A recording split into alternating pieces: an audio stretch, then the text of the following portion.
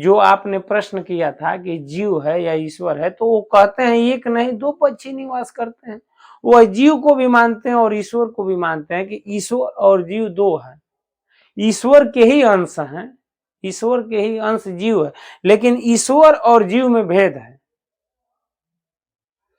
इसमें जो है ईश्वर और जीव में भेद है, तभी भगवान कहते हैं कि इस हृदय रूपी घोंसला में एक नहीं दो पक्षी निवास करते हैं, एक जीव और एक परमात्मा। और उनका जो है यहाँ स्थिति केवल लीला मात्र है, भगवान लीला कर रहे हैं और जीव भूल जाता है, ईश्वर कुछ नहीं बोलते और साक्षी होते हैं उनके कर्मों को। जो जो हम कर्म करते हैं उसका जो है हमें जो है भाग्य के रूप में, प्रारब्ध के रूप में वही कर्मों का फल मिलता है। मित्रों, आप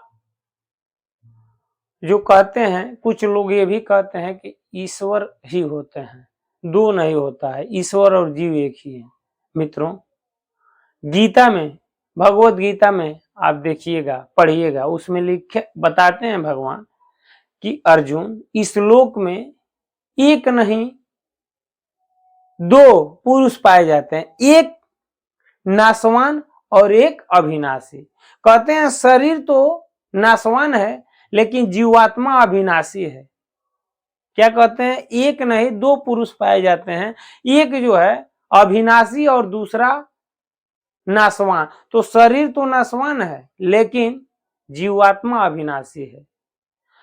फिर कहते हैं इन दोनों से परे तो कोई और है जो तीनों लोग को धारण पोषण करता है, वह जो है कोई और नहीं अर्जुन, वह मैं हूं, मैं ही वो ईश्वर हूं। इसीलिए शास्त्रों में मुझे पूर्व इन दोनों से उत्तम